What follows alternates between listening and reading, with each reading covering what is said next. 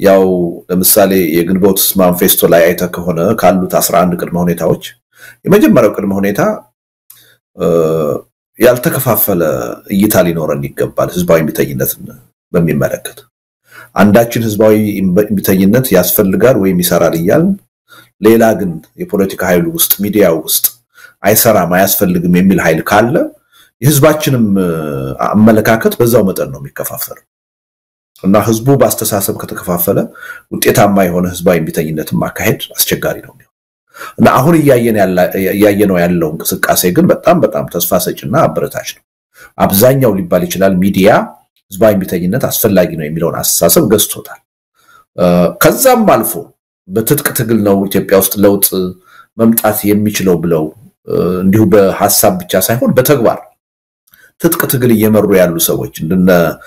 ዘመነ ካሴ አይነት ሰዎች ሳይቀሩ ህዝባዊ እምቢተኝነት በከተሞች እንዲነሳ ጥሪ ያደረጉ ያለበት ሁኔታ ነው የተፈጠረው ይህ አይነቱ ያስተሳሰብ አንድነት ዋና ማይታለፍ ምትክ የሌለው ቅድመ ሁኔታ ነው ህዝባዊ እምቢተኝነት እንዲነሳም ከተነሳም በኋላ ደግሞ ውጤታማ እንዲሆን በጣም አስፈላጊ ቅድመ ሁኔታ ነው እና በዚህ ረገድ ሪሊ እየታየ ያለው ውጤት በጣም አበረታች ነው የበለጠ ተጠናክሮ መቀጠል ያለበት ጉዳይ ነው ምን ተሰማ ያልከው ነገር እውነቱን ለመናገር ያው ካንተም ጋር ደጋግመን ውይይት አድርገንበታል ይሄ እንቅስቃሴ መጀመሩ አሁን ምንም አልደነቀኝም እኔ ያው ሁላችንም ስንል እንደነበረው ኢትዮጵያ ውስጥ ያለው አሁን ብሶት ግፍ ሞልቶ መፍሰስ ጀምሯል አሁን የጀንዚ ሙቭመንት ወይ እንቅስቃሴ ከሚካሄድባቸው ከሁሉም ሀገሮች የበለጠ ለህዝባዊ እምቢተኝነት ምቹ ነባራዊ ሁኔታ ያለው ኢትዮጵያ ውስጥ ነው ከነሱ በብዙ እጥፍ ነው ከፍተኛ የሆኑ ፈርጀ ብዙ የሆኑ ችግሮች መከራዎች ኢትዮጵያ ውስጥ ነው ያሉት እና አንድን ህዝባዊ እምቢተኝነት ደግሞ እንዲነሳ የሚያደርገው ነባራዊ ሁኔታው ነው ነባራዊ ሁኔታው መኖር አለበት ኢትዮጵያ ከመኖርም አልፎ አሁን ሞልቶ እየፈሰሰ ነው ስለዚህ አሁን ሰሞኑን የተነሳው እንቅስቃሴ እኔ የምጠብቀው ነው የነበረው ማለት ነው ማይጠበቅና ዋው ያስባለኝ ያስደነቀኝ አይደለም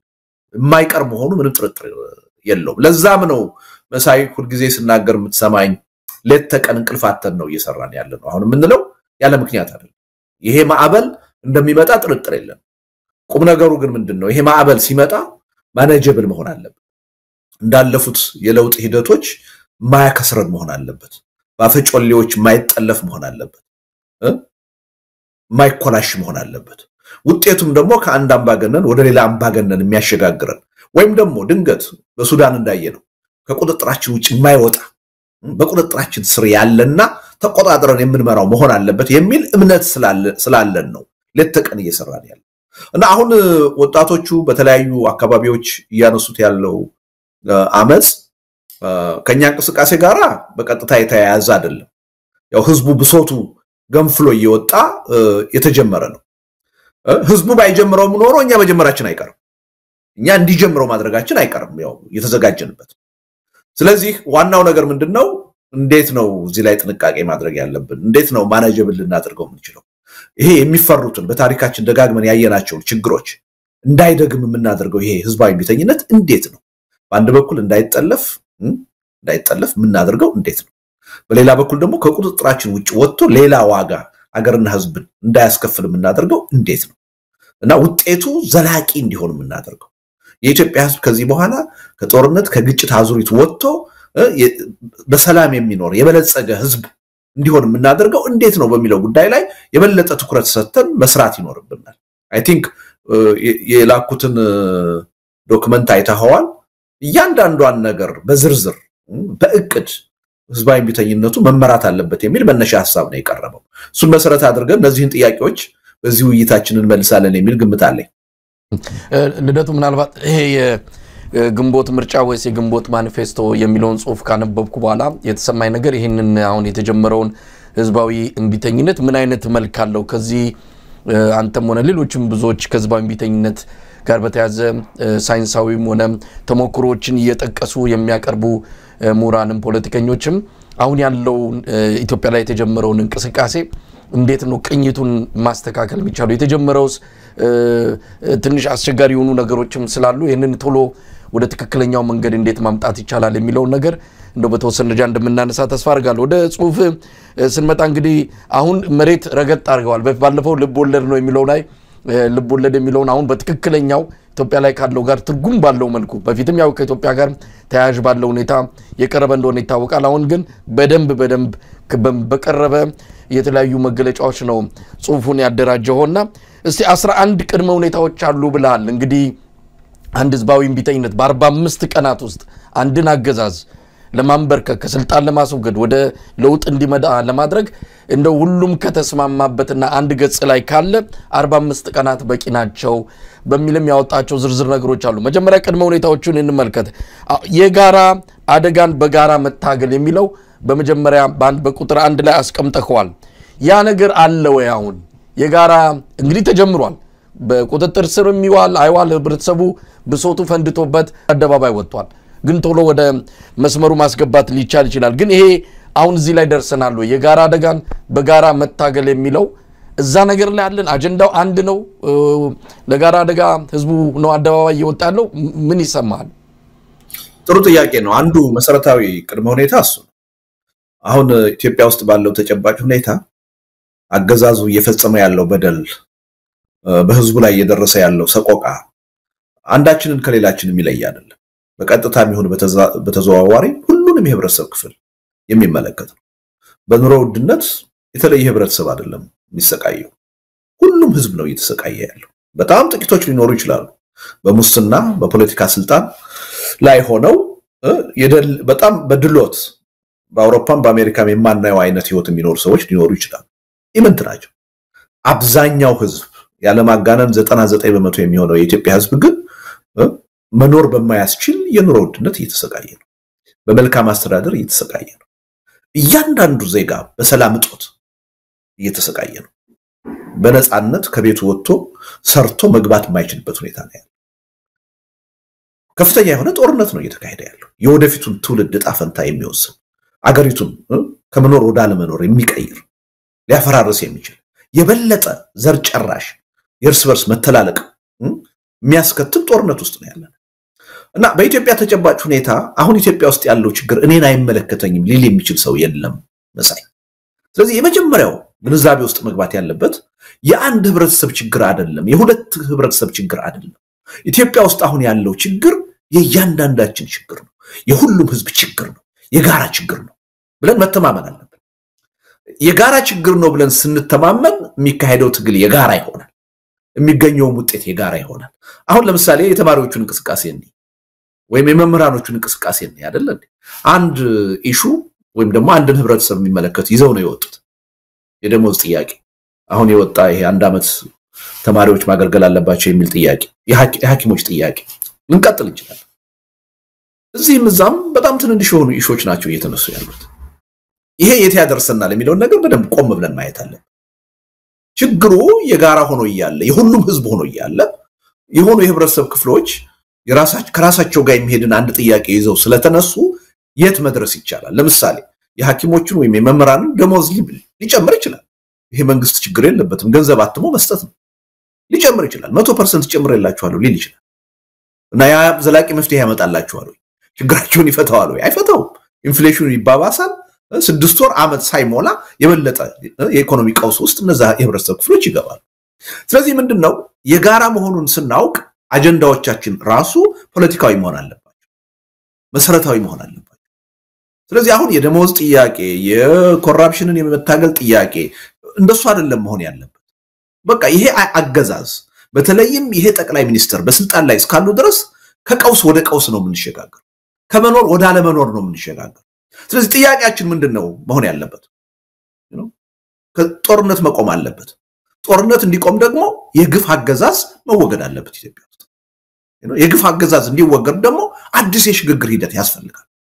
ከዛ የጋራ የሆነ ሁላችንንም የሚጠቅም ዘላቂ ሰላም መስፈን አለበት በእነዚህ ጥያቄዎች ላይ ነው ማተኮር ያለብን አጀንዳዎቻችን እነዚህ ናቸው መሆን ያለባቸው ምክንያቱም እነዚህ ካልተፈቱ እነዚህ መፍትሄ ካላገኙ የትኛውንም አይነት የጥቅማ ጥቅም ጥያቄ የትኛውንም አይነት የመብት ጥያቄ አቅርበን መልስ እንኳን ቢሰጠን ዘላቂ መልስ አይደለም ዘላቂ መፍትሄ አያመጣም ስለዚህ ሪሊ ቅድም ከያሬድ ጋር ውይይት ስታደርጉ እየተከታተልኩ አንስታችሁታል የኢትዮጵያ ተማሪዎች ጥያቄ እኮ እኛ ቀለባችን ይሻሻልልን ምናምን አልነበረም አይደል እንዴ ከድሮ ጀምሮ ከ1960ዎቹ ጀምሮ እኮ አገራዊ ኢሹ ነው የሚነሳው ፖለቲካዊ ኢሹ ነው የሚነሳው መሬት ላራሹ ህዝባዊ መንግስት ይቋቋም ይሄ አንድ ህብረተሰብ ጥያቄ አይደለም የመላው ህዝብ ጥያቄ ነው ያሁኑ ትውልድም በዚህ ደረጃ ማሰብ አለበት መሰረታዊ የሆኑትኝ አገርና ህዝብን ችግር ውስጥ የከተቱት ፖለቲካዊ ችግሮች ካልተፈቱ በስተቀር የራሳችንን ጥቅማ ጥቅም በመጠየቅና ለሱ መልስ በማግኘት የሚፈታ ችግር የለም ስለዚህ ሪሊ የጋራ የሚለው ነገር የማይታለፍ ቅድመ ሁኔታ ሁላችንም ይሄ ችግር የጋራ መሆኑን አምነን አጀንዳዎቹም የጋራ ነው መሆን ያለባቸው የጋራ ካልሆኑ አደጋው ምንድነው የሚሆነው እየነጠለ አገዛዙም ለመምታት ይበጃዋል እየነጠለ ይሄው ላንተ መፍትሄ ሰጥቻለሁ አርፈ ተቀመጥ ለማለት እድል ይፈጥርለታል ስለዚህ ጥያቄዎቻችን ቅድም ያልኳቸው አራት ነጥቦች ላይ ማተኮር ጦርነት ይቁም የግፍ አገዛዝ ያቁም ይብቃ የሽግግር መንግስት ይቋቋም ሰላም ይስፈን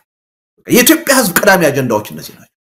እነዚህ እስካልተፈቱ ድረስ የትኛውንም አይነት የደሞዝ ጥያቄ ብታቀርብ የመብት ጥያቄ ብታቀርብ ለጊዜው አፍህን ለማዘጋት እንቅስቃሴውን ለማኮላሸት መንግስት ሊመልሰው ወይም ሊያስታመው ይችላል ዘላቂ መፍትሄ ግን አያመጣም ስለዚህ ይሄ ሪሊ ማይታለፍ ቅድመ ሁኔታ ስለሆነ አጀንዳውን በዚህ ደረጃ በትልቁ መያዝ አለብን የሚል እምነት አለ ዞሮ ዞሮ ምንድነው አሁን ህዝቡ በብሶቱ ነው ይሄን እንቅስቃሴ ያደረገ ያለው አያድርግ ልንል አንችልም መብቱም ነው ማድረግም አለበት ይሄ ጉዳይ ተጠናክሮ መቀጠል አለበት እኛ የምንፈልገው ህዝባዊ እምቢተኝነት ግን ገና ነው አልተጀመረም በዚህ መጠን አይደለም አገዛዝ አንቀጥቅጥ የሆነ ከዛም ወደ አገዛዝ አንበርክክ የሚሸጋገር ሁሉንም ህዝብ የሚመለከት በአንድ ጊዜ በአዲስ አበባና በአገሪቱ ባሉ 20-30 ከተሞች የሚቀጣጠል ነው ምናምን ከዛ በኋላ ደግሞ በስሜት አይደለም በሶሻል ሚዲያ ብቻ አይደለም በእቅድ የሚመራ ነው አስቀድሞ በተጻፈ እቅድ የሚመራ ነው ምናደርገው ሂደቱን እኛ ወስነን ነው ምንጀምረው ሂደቱን ብቻ አይደለም የሚገኘው ውጤት ምንድነው የሚለውን አስቀድመን ተነጋግረን ተማምነን የኢትዮጵያ ህዝብ በእኛ የራስ መተማመን ስሜት እንዲኖረው አድርገን ነው ምናካሄደው እና እኛ እየፈለግነውና እየተዘጋጀንበት ያለው ህዝባዊ እምቢተኝነት ገና አልተጀመረም ግን ምንድነው ያየን ያለነው የህብረተሰቡ ስነ ልቦና በዛ ደረጃ ወደ ዝግጅት እየሄደ እንደሆነ ያየን መሬት ላይ ያለው የህዝብ ብሶት ሞልቶ መፍሰስ እንደጀመረ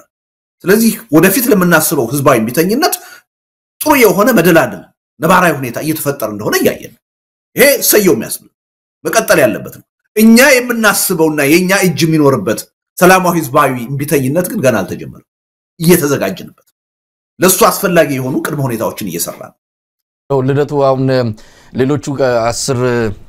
ቅድመ ሁኔታዎች አሉ ምናልባት በአንድ ሚዩን በሌላ ተቃቅሳቸዋል አሁን በቀረብከው ንግግር ላይ ግን እንደው በደንብ ጠልቀህ እንድትሄድበት የሚያስፈልገው ጉዳይ አለ በተለይም ይሄ አንድ ግብ አስቀምጦ ተማምኖ በዚህ በህዝባዊ እምቢተኝነት ላይ እምነት ጥሎ ቀደም ሲል ያልከው የዘመነ ካሴ ንግግር በርግጥም የከተማ አብዮት የከተማ ህዝባዊ እምቢተኝነት መጀመር አለበት የሚለው አንድ መልካም ነገር ሆኖ ሳለ አሁንም ግን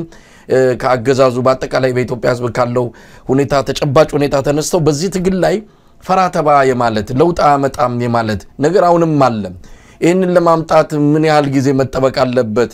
ይሄው ካስቀድሞ ህዝቡ አደባባይ ከወጣ ገና ያንን ምክክር ያንን አንድ ገጽ ላይ ንውጣስ ከሚባለው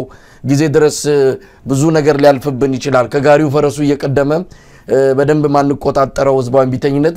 ቢከሰት ደግሞ የበለጠ ዋጋ ያስከፍላልና እነዚህ ቅድመ ሁኔታዎች እንደው አንዱ ባንዱ ቶሎ በፍጥነት እንዲከናወኑና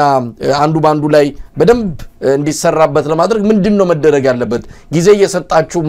እንዳይሆን ነው እየሰጋው ያሉት ምክንያቱም እየቀደመ ነው ፍጥነቱን ልንቆጣጠረው ካልቻልን እንዳልከው ቀደም ሲል ውጤቱንም ምን ተነበየው አይደለም ሌላ ጮሌዎች ያልካቸው ወታደራዊ ወይም ደግሞ እንደ አብይ አይነት ደግሞ መጥቶ ከእንደገና ይሄንን የህዝብ አብዮት ሊነጥቅ ይችላልና መፍጠን ይገባል እነዚህ ቅድመ ሁኔታዎችን እንዴት ነው በአንድ ላይ ሰብሰብ አድርጎ በቶሎ በፍጥነት ማከናወን የሚቻለው ያው እንዳልከው እስካሁንም ዘግይተናል ስለዘገየን ነው እንዲህ አይነት አምባገነን መንግስት 7 አመት በስልጣን ላይ መቆየት የቻለው ቀደም ብለን ከ2-3 አመት በፊት አሁን ሁኔታው ወይም የተፈጠረው ግንዛቤ ተፈጥሮ ቢሆን ኖሮ ይሄ መንግስት በስልጣን ላይ አይቀጥልም ነበር ስለዚህ ዘግይተናል የሚለው ምንም ጥርጥር የለው ከዚህ በኋላ መዘግየት አለብን ወይ በፍጹም የለብን ለዚህ ነው እንቅልፋተን ሌት ተቀን መስራት አለ ስለዚህ ይሄ ትግል እገዛ ያስፈልገዋል እኛ አቅማችንን በፈቀደ መጠን የፖለቲካ ኃይሉ ተባብሮ ይሄን ትግል የመምራቱን ሚና እንዲጫወት ለሊት ከቀን እየሰራ ነው ጥረት እያደረግን ነው ግን በእኛ ጥረት ብቻ የትም ይደርሳል ማለት አይደለም ሲቪክ ማህበራት እንቅስቃሴ ማድረግ አለባቸው የጋራ እንቅስቃሴ መገናኛ ብዙሃን የማይተካ ሚና ነው ያላችሁ በዚህ ጉዳይ ላይ ያልተከፋፈለ የህብረተሰቡን አመለካከት የማይከፋፍል አንድ አቅጣጫ የያዘ አስተሳሰብ በስፋት ማራመድ ይጠይቃል የፖለቲካ ኃይሎች ማቄን ጨርቅን ማለት አቁመን ይሄን ትግል ለመምራት መዘጋጀት አለ አሁን አገር ውስጥ ያሉ የፖለቲካ ኃይሎች አሉ ዝም ብለው በዜና አይደለም መከታተል ያለባቸው ይሄን ጉዳይ ይሄን ትግል የመምራቱን ኃላፊነት ለመውሰድ መዘጋጀት አለበት ለዛ አመቼ የሆነ አጀንዳ እንዲኖር የጋራ አጀንዳ እንዲኖር የሚያስችለው ሁኔታ ኦልሞስት እየጨረስነው ነው አንዳንዶቹን ነገሮች የበለጠ ውይይት አድርገን የማዳበር ጉዳይ ነው እንጂ ብዙዎቹን በዝግጅት ደረጃ አሁን ብዙ ርቀት ሄደንባቸው ስለዚህ ከዚህ በኋላ መዘግየት ያለበት ጉዳይ አይደለም በፍጥነት ይሄ ጉዳይ ሊሰራ የሚገባው ጉዳይ ነው ፍጥነት ሲባል ግን በዋናነት ግብአቶች አሉ ትብብር ይጠይቃል የሁሉንም ተሳትፎ ይጠይቃል ስለዚህ ኢትዮጵያ ውስጥ ያለ ማንኛውም ከታዋቂ ግለሰብ ጀምሮ ምሁራን የሀገር ሽማግሌዎች ሲቪክ ማህበራትን የሚመሩ ኃይሎች ህዝባዊ ተቋማትን የሚመሩ ኃይሎች በዚህ ጉዳይ ላይ ትኩረት ሰጥቶ መንቀሳቀስ መቻል አለበት ስለዚህ እኛ መሳይ ስንከራከርኩ ይሰራል አይሰራም ይያል ላለፉት 3 ወር 4 ወር ስንከራከር ሁለት መንግስታት በጀንዚ ሙቭመንት ተለውጠዋል ወደ 12 13 መንግስታት እየተንቀጠቀጡ ችግር ውስጥ ነው ያሉት መቋቋም የማይችሉበት ሁኔታ ነው ስለዚህ ይሄ ይሰራል አይሰራም የሚለው አሁን ከክርክር አልፏል የዓለም ተጨባጭ ሁኔታም ያሳየን እንደሚሰራ በተጨባጭ የበለጠ ደግሞ ኢትዮጵያ ውስጥ ይሰራል ስለዚህ ምንድነው በዚህ በሰነድ ደረጃ ያዘጋጀን አሁን ምናቀርባቸው ነገሮች ከተማመንባቸው ሁላችንም ከተቀበልናቸው እኔ ማምነው ምን መሰለ ኢትዮጵያ ውስጥ የሚካሄደው ሰላማዊ ህዝባዊ እንቢተኝነት በዓለም ላይ እስካሁን ከተካሄደው ሰላማዊ ህዝባዊ እንቢተኝነት ሁሉ ቅድመ ዝግጅት የተደረገበት ነው ስለዚህ የመጠለፍ ድሉ እጅግ ጠባብ ነው የመኮላሸት ድሉ እጅግ ጠባብ ነው በሌላ አምባገነን የመተካት ድሉ እጅግ ጠባብ ነው ስለዚህ ለነዚህ ጉዳዮች ህብረተሰቡም ትኩረት ሰጥቶ መከታተል አለበት መነጋገር አለበት የዚህ ዝግጅት አካል መሆን አለበት ስለዚህ ያኔ ነው በጣም የተቀናጀ የተጠና ዝግጅት አድርገን ምን መሰለህ አንዱ ቅድመ ሁኔታ መሳይ በደንብ አስተውለው ከሆነ የሚጀመረው ህዝባዊ እንቢተኝነት ከማሸነፍ ውጪ ሌላ አማራጭ የሌለው ነው ማለት ነው መሐል ላይ የሚቆም አይደለም አንድ ጊዜ ከጀመርነው እንደምናሸንፈው እርግጠኛ መሆን አለበት ምን መሰለህ ለህዝባዊ እንቢተኝነት አንዱ መሰናክል የሚሆነው ሰዎች መሳተፍ ይፈልጉና ይሄ ነገር መሐል ላይ የቆመ እንደሆነስ ብታሰር ንብረቴ ቢወረስ ብለው ይሰጋሉ ከስራ ብባረር ብለው ይሰጋሉ ይሄ ስጋት የሚመጣው ትግሉ አንድ ቦታ ላይ ይቆማል የሚል ፍርሃት ሲኖር እኛ ግን አሁን እየተዘጋጀን ያለነው የማይቆም ትግል እንዲሆን ከማሸነፍ በመለስ አይቆምም ስናሸንፍ ብቻ ነው የሚቆም ለዛ ነው ዝግጅት እያደረግን ያለ ስለዚህ እዚህ ላይ ፍርሃት ምንም አይሰራም ስራ ባረራለሁ ብለህ መፍራት የለብህም ግብር ይጨመርብኛል ብለህ መፍራት የለብህም ታሰራለሁ ብለህ መፍራት የለብህም ብትታሰር 45 ቀን ነው የምትታሰር እኛ በ45 ቀን ከተጀመረ በኋላ ውጤት እንዲያመጣ አድርገን ነው እየተዘጋጀንበት ስራ ብትባረር ለ45 ቀን ስለዚህ አሁን ትኩረታችን ስረኛ የማስፈታትም ሰዎች ከስራ እንዳይባረሩም አይደለም ይሄ ትግል እንዳይመለስ ሆኖ በ45 ቀን ውስጥ ለውጤት እንዲበቃ ማድረግ ይሄ ህብረተሰብ ውስጥ ኮንፊደንስ ይፈጥራል የፍርሃትን ድባብ ይገፋል ያገዛዙን ጉልበት ኃይል ከጥቅም ውጭ ነው በአንድ ጊዜ ነው ደግሞ ሆነ ያለበት አሁን በተለያየ ከሆነ መንግስት አቅም አለው አንድ ዩኒቨርሲቲ ሁለት ዩኒቨርሲቲ ሶስት ዩኒቨርሲቲ አንድ ክልል ሁለት ክልል ከሆነ ችግሩ የተፈጠረው በቂ የጸጥታ ኃይል አለ ሄዶ በቀጥታ ሊያፍነው ይችላል ሊያስቆመው ይችላል እኛ የምናስበው ግን በዋናነት አዲስ አበባን መሰረት አድርጎ በሀገሪቱ ዋና ከተሞች በአጠቃላይ መካሄድ ያለበት በተመሳሳይ ጊዜ ተመሳሳይ አጀንዳ በመያዝ ባልተከፋፈለ ሁኔታ ይሄ ደግሞ እንዲሁ በስሜት ሳይሆን በተሰባሰቡ ህብረት በፈጠሩ ድርጅቶች ነው መመራት ያለው እና እዚህ ዝግጅት ውስጥ ሚዲያው መቀናጀት አለበት ያንዳንዱ የህብረተሰብ ክፍል አብሮ መስራት መቻል አለበት እና ሪሊ ቅድመ ሁኔታዎቹን በጥንቃቄ ካየናቸው አንደኛ መሳካት የሚችሉ ናቸው አንድም መሳካት የማይችል ቅድመ ሁኔታ የለም እነዛን ቅድመ ሁኔታዎች ግን በጥንቃቄ ካሟላናቸው 45 ቀን መሳይ በጣም የረዘመ የተጋነነ የሰፋ ቀን ከዛም ባለፈ አሁን ባንዳንዶቹ ሀገሮች እንደምናየው በሁለት ሳምንት በሶስት ሳምንት አምባገነኑን መንግስት ልናንበረከከው ሳይወድ በግድ የህዝብን ጥያቄ እንዲቀበል ማድረግ እንችላለን እና ሪሊ እዛ ላይ ትኩረት አድርገን ውይይት ማድረግ ዝግጅት ማድረግ ነው የሚያስፈልገው በእኛ በኩል ለተቀነ እየሰራን ቅድመ ሁኔታዎቹ እውነት ለመናገር የበሰሉ ናቸው አንዳንዶቹ በቃ ኢትዮጵያ ውስጥ ተጀምሯል ማለት እንችላለን እንደ ቅድመ ሁኔታ ለምትጠቅሳቸው የጋለ ብረት ምጣድ ነው ላዩ ላይ መጋገር ብቻ የሚቀረው ነውና እውነት ለመናገር ብዙዎቹ ነገሮች የታለፉና የተጠናቀቁ ይመስላሉ እንደ ወደ መራ ግብሩ ልምጣ እንግዲህ በሳምንታት የተከፈሉ ናቸው በመጀመሪያው ሳምንት ላይ የተጠቀሰው አለ የመንፈስ ግንባታ ሳምንት ነው ከዛ የትምህርት ማቆም አድማ ሳምንት የሥራ ማቆም ከፊል የሥራ ማቆም አድማ ያለ የሚቀጥል ነው እንግዲህ የመንፈስ አንድነቱ ምን ማለት ነው የሚለውን ካብራራልን በኋላ ሌሎቹ ግን ድርጊቶች በተመሳሳይ ጊዜ ማካሄድ አይቻልም ወይ ለምን አንዱን በዚህ ሳምንት ወይም ደግሞ በሚቀጥለው ተራ በተራ መሆን የሚችልበት ምን የተለየ ምክንያት አለው ለምሳሌ ሥራ ማቆምንም ትምህርት ማቆምንም በተመሳሳይ ጊዜ ማካሄድ ይቻላል ሁሉም በያለበት የሚሰራውን ቢያቆም የበለጠ ስርዓቱን ለማሽመድመድ ይመቻልና የድርጊት መራ ግብሮችን በሳምንታት ሲከፋፈሉ እንደው በአንድ ጊዜ ማድረግ አይቻልም ወይ የሚለውንም አንድ ላይ እንደው ብታነሳው እንደዚህ ላይ ነው አየህ ጥንቃቄ የሚያስፈልገው መልህ ይሄ አሁን ሰላማዊ ትግል ስንል አንዳንድ ሰው ዝም ብሎ ጥይት የማይተኮስበት ሰዎች የማይጎዱበት ዋጋ የማይከፍሉበት አድርጎ የሚያስብ ሰው አለ ትክክል አይደለም እንደዚህ አይነት በጣም ጨካኝ የሆነ አምባገነን አገዛዝ በስልጣን ላይ ባለበት ሀገር የሚካሄድ ሰላማዊ ህዝባዊ እንቅስቃሴ ወይም ህዝባዊ ቢተኝነት ዋጋ ያስከፍላል መስዋዕትነት ያስከፍላል ያ መስዋዕትነት የተመጠነ መሆን አለበት ህዝባችንን ብዙ ዋጋ የማያስከፍል መሆን አለበት ስለዚህ በኃላፊነት ስሜት በጥንቃቄ ነው ልንመራው የሚገባው ምን መሰለ አሁን የተከፋፈሉ 6 ሳምንቶች ያሉ አይደል እንዴ መንግስት እኮ 6ኛው ላይ ሳደርስ 3ኛው ሳምንት ላይ ይንበረከክ ይችላል ገና በትራንስፖርት የትራንስፖርት ሴክተሩ ትራንስፖርት በማቆም ብቻ መንግስትን ሊያንበረከከው ይችላል ያኔ ህብረተሰብን ለመግደል ድል አያገኝም ለመጨፍጨፍ ድል አያገኝም መንግስት ያ ካልተሳካ ግን ቀድሞ የተጀመሩት ይቀጥላሉ ኦቨርላፕ ያደርግ ነው የሚሄደው ቀድሞ የተጀመሩት ይቀጥላሉ አዲሱ እንቅስቃሴም ደግሞ ይጀምራል እንደዚህ ያለ ነው ወደ ሙሉ ህዝባዊ ቢተኝነት የሚሸጋገር ስለዚህ መጀመሪያ ከመንፈስ ዝግጅት የመጀመሪያው ሳምንት ለምሳሌ ጸሎት የማድረግ ተማጽኖ የማድረግ የሃይማኖት አባቶች የሀገር ሽማግሌዎች በከፍተኛ ደረጃ ሊሰሩበት የሚገባ ጉዳይ ነው ይሄን በማድረግ መጀመሪያ በትግሉ እንቅስቃሴ ተሳትፎ የሚያደርገውን ሰው ሞራል ማነሳሳት አለበት ስነልቦናውን ማዘጋጀት አለበት በተመሳሳይ ሁኔታ ደግሞ ጥያቄው የህዝብ እንደሆነ ያ ጥያቄ ካልተመለሰ አገዛዙን ሊበላ የሚችል መሆኑን ማሳየት አለ አገዛዙ ዝም ብሎ ግዑዝ አካል አይደለም የሰዎች ስብስብ እንደኔን እንዳንተ ቤተሰብ አላቸው የወደፊት ህይወት አላቸው ይፈራሉ ራሳቸው ይጨነቃሉ ለሀገር እንኳን ባይጨነቁ ስለዚህ ለነዚህም ደግሞ እድል መስጠት ያስፈልጋል ማሳየት ያስፈልጋል እና ስንነሳ ከማን ነው የምንነሳው ጠቅላይ ሚኒስትር አብይ ከስልጣን ይወረዱ ብለን ልንነሳ እንችላለን ያው ተቀምጧል እዛ ላይ ይሄን ለመፈጸም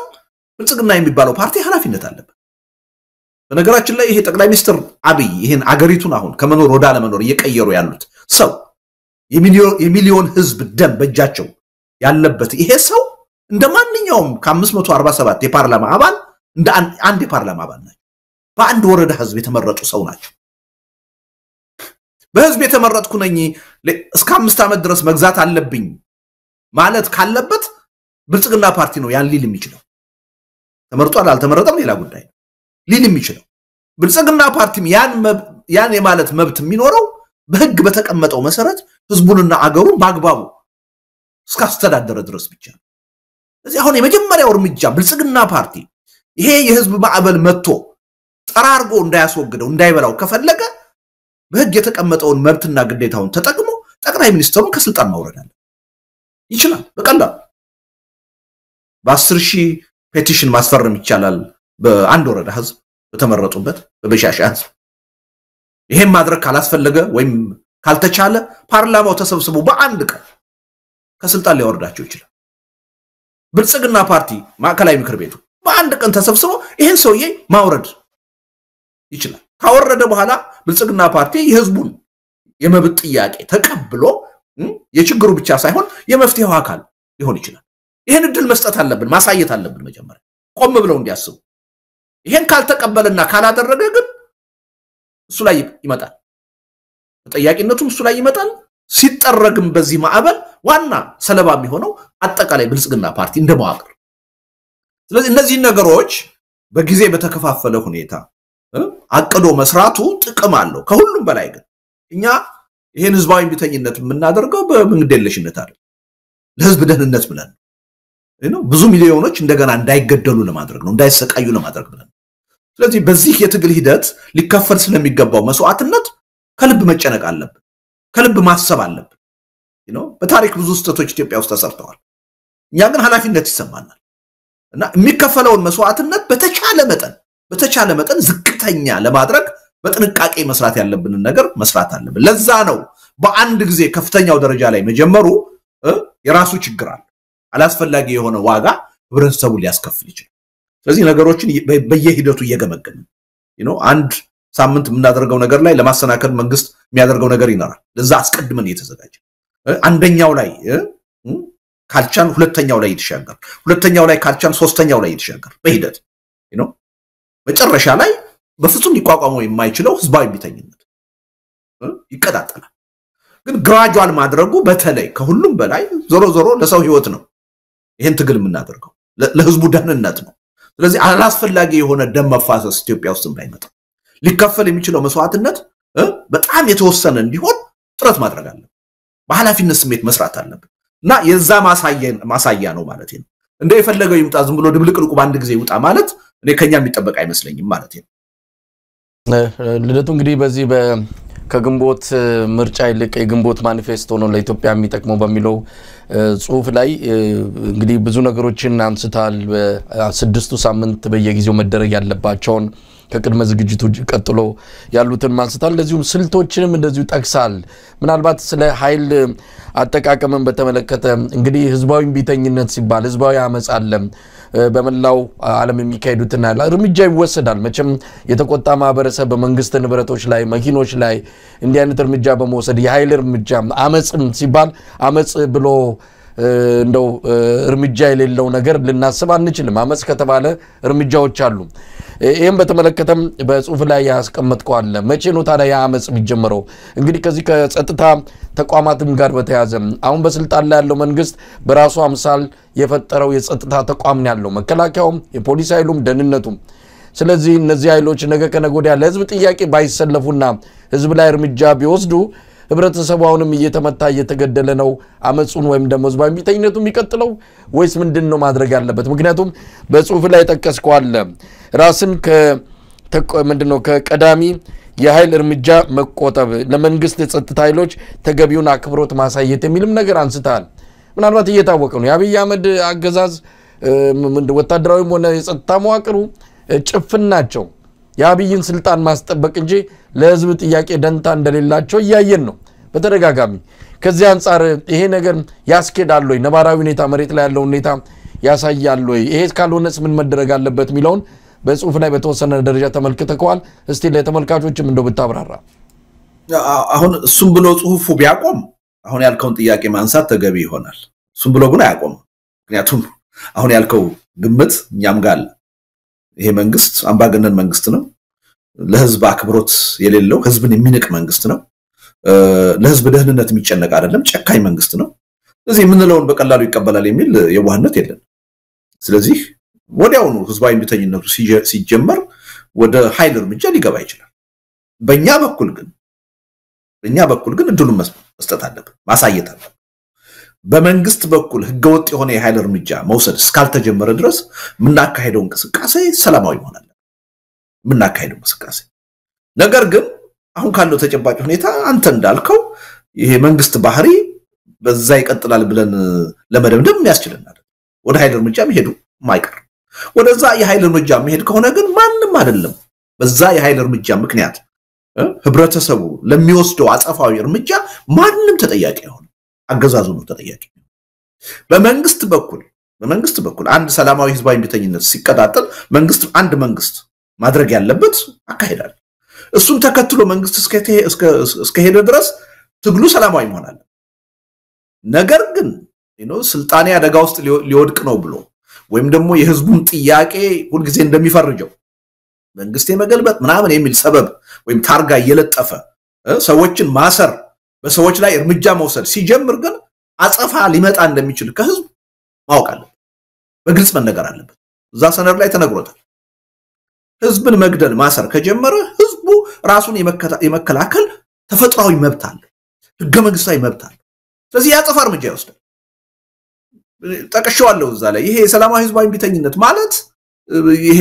ቀኝን ሲመታ ግራህን ስጠው የሚል አይነት ሃይማኖታዊ ነገር አይደለም ዋጋ ያስከፍላል ህግና ስርዓትን የማያከብር መንግስት ከሆነ በህዝብ ላይ ጥይት የሚተኩስ ከሆነ አጸፋ የሆነ እርምጃ ህዝብ ይወስዳል ይሄ ምንም አቀድከውም አላቀድከውም የሚሆን ነገር ነው በየትም ዓለም ሲሆን ያያየን አይደል ለዚህ ነው እኮ አሁን ለምሳሌ በጀንዚ ሙቭመንት ሲቪሊያን ብቻ አይደሉም የሚገደሉ የመንግስት የጸጥታ ሰራተኞች ይገደላሉ ይቆስላሉ ለምን ህዝብ ራሱን ለመከላከል መብቱን ለማስከበር ሳይወድ በግድ አጸፋ እርምጃ ይወስዳል ስለዚህ ይሄ ምናካይደው ሰላማዊ ህዝባዊ እምቢተኝነት እንዲህ ዋዛ አይደለም መንግስት ሲተኩስ ወይ ማሰር ሲጀምር ወይ ማፈን ሲጀምር ይሄን አደረገ ተብሎ የሚቆም አይደል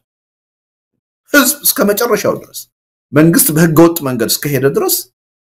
እሱን ተከትሎ ሊወሰድ የሚችለውን የህዝብ አጸፋዊ ምላሽ ኃላፊነቱን መውሰድ ያለበት መንግስት ነው ተጠያቂው መንግስት ነው ህዝብን ያፈንክ ህዝብን እየገደልክ ህዝብ ለዛ የሚሰጠውን አጸፋዊ እርምጃ ህገወጥ አድርገህ ልትፈርጅ አትችልም ህገወጥ አድርገህ ልትፈርጅ የምትችለው ሰውን ካልገደልክ ካላሰርክ መብትን ካላፈንክ የህዝቡን መብት ካከበርክ ትክክል ነው በሰላም ብቻ በህጋዊ ብቻ አድርጉት ትግሉ ማለት ትችላለህ አንተ ህጋዊ እስከሆንክ ድረስ አንተ ህግን እየጣስክ ግን ለስልጣንህ ብለህ ሌላውን በወንጀለኝነት እየፈረጅክ መቀጠል አትችልም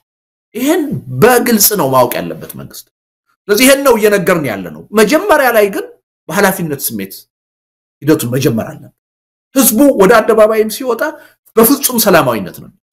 በፍጹም ህጋዊነት ነው የሚወጣው መንግስት ግን ከባህሪው ተነስቶ ምን ሊወስድ እንደሚችል እኔም አንተም ልንጠብቅ እንችላለን ያን የሚያደርግ ከሆነ በስነ ልቦና ህዝቡ መዘጋጀት አለበት መታሰር ሲጀምር መታፈስ ሲጀምር መግደል ሲጀምር ሩጦ ወደ ቤቱ ሊመለስ አይደለም ወደ አደባባይ ህዝቡ የሚወጣው እስከመጨረሻው ድረስ ይጋፈጣል መብቱ እስኪከበር ድረስ ጥያቄው መልስ እስከሚያገኝ ድረስ እና ለዚህ ነው አሁን በሂደት ምን ከፋፍለው አሁን አንድ ወር አለ ለምሳሌ የዝግጅት ጊዜ እዛ ላይ እነዚህ ነገሮች ህዝቡ እንዲረዳቸው በደንብ ምንድነው ማድረግ ያለበት የሚለው እንዴት ነው ላደርጋቸው የምችለው የሚለው እንዲህ አይነት ችግር ቢገጥም ችግሩን በምን መልኩ ነው የምወጣው የምፈታው የሚለው ነገር ሁሉ ህዝቡ በደንብ አዌርነስ መፍጠር አለ ያ አንድ ወር ጊዜ አለ ከዛ ቀጥሎ ደግሞ ወደ ግጭት ውስጥ የሚያስገባ ራሱ ህዝባዊ እምቢተኝነት ከመግባታችን በፊት በጸሎት በተማጽኖ የሃይማኖት አባቶች ምእመናን ጥያቄያቸውን ማቅረብ አለበት ሞራሉን መጀመሪያ መፈተን አለበት ለዓለም ሰላማዊነታችንን ህጋዊነታችንን ማሳየት አለበት እኛ ወደ ሰላማዊ ህዝባዊ እምቢተኝነት የምንገባው ተገደን ነው ወደን አይደል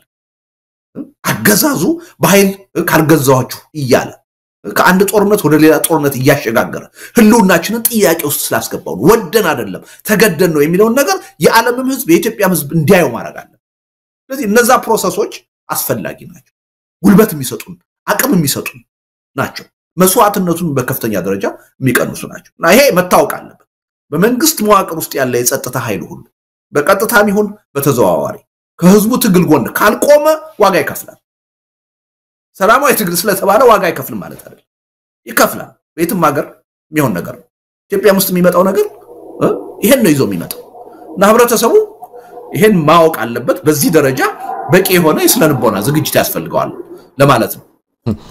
ልደቱ እንግዲህ ያው የግንቦት ማኒፌስቶ እንግዲህ ግንቦት ላይ እንጠብቀው ምክንያቱም ግንቦት ከመድረሱ 45 ቀናት ሳይጠብቅም ሊጠናቀቅ ይችላልና የግንቦቱ ምርጫ በግንቦቱ ማኒፌስቶ ነው መተካት ያለበት የሚለው ምናልባት የወሩን ቅያሪ ታደርጋለህ ወይ ግንቦት ከመድረሱ በፊት ለውጡ ከመጣ ብዙ ነገሮች እየተካሄዱ ስላሉ የጽሁፉንም አርስት እስከ መቀየር የሚያደርስ ሊሆን ይችላል ምክንያቱም በጣም ጠቃሚ ነው ይሄንን ጽሁፍ በነገራችን ላይ ተመልካቾች በአንከር ሚዲያ ላይ የምናቀርበው በመሆኑ ለግንዛቤ የሚረዳል ብዙ ነገሮችን የሚያሳይ በመሆኑ ጽሁፉን በአንከር ሚዲያ በመተረክ ለህዝቡ የምናቀርብ እንደሚሆን ኮዲው ለመግለጽ እንወዳለንና ልደቱ ከዚህ አንፃር ምናልባት በቀጣይ ምልታ ሊደረግ ይችላል የሚለውንም ልትገልጽልን ትችላለህ ግን አሁን ባለው ሁኔታ አንተው እንግዲህ ቀደም ተከተል ሳይንሱንም ሌሎች ሀገራት ነባራዊ ሁኔታንም ከተለያዩ ቦታዎች ላይ በመርዳት ነው ከኢትዮጵያ አንፃር ይሄን ጽሁፍ ያዘጋጀው ነገሮች ግን በተለያየ መልኩ መንግስት ለማዳፈን የሚሄድበት ነገር ኮዲው እንዴት ነው ለምሳሌ ብዙ ነገሮችን ያርጋል የዩኒቨርሲቲ ተማሪዎችን ተቋሙ የሚበራከት ከሆነ ዩኒቨርሲቲ እስከ መስጋት ሊደርስ ይችላል አሁን ደቡብ ላይ እንዳየነው ለሰራተኛው ደሞዝ መክፈል ለመምራኑ ማቆየት እንዲህ የመከፋፈል ደሞዝን ራሱ ህብረተሰብ ከህብረተሰብ እየከፋፈለ አንድነት እንዳይኖር በሚያደርግ መልኩ ምላሽ እየሰጠ ነው እንዲህ አይነት ነገሮች ከመግደል ከማሰር ባሻገር እንዲህ አይነቶችንም እርምጃዎች እየወሰደ